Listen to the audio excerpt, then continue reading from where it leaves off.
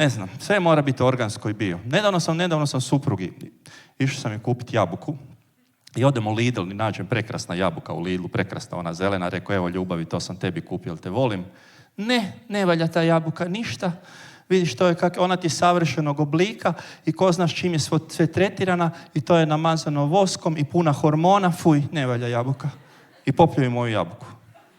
I onda ona ode na Trešnjevački plac, tamo ne znam da znate, kod one najstarije babe, kod ona najstarija ona gospođa u čošku što prodaje. Znači, baba je toliko stara, ja mislim da oni nju po noći ni ne vraćaju, nego samo je spremaju u sanduk pa ju ujutru izvade i onda i nju i jabuke i onda ona prodaje. To ona baba što je Snjeguljici valjda prodala jabuku, majke, to je...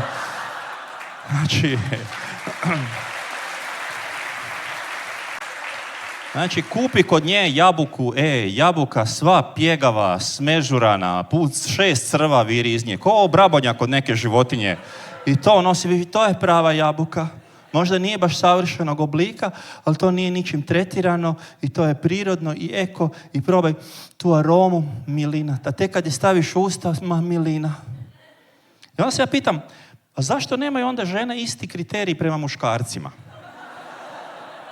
Jer kad gleda frajera, onda gleda onog nabildanog, savršenog oblika, pun hormona, namazan voskom.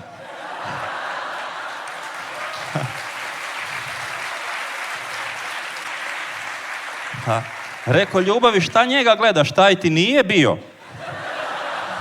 Jer ako ćemo realno, ja sam pravi bio muškarac, ničim nisam tretiran, ja se rijetko kad istuširam, znači nemam nikakvih hormona, doktor kaže i neke koji bi trebao imati da nemam,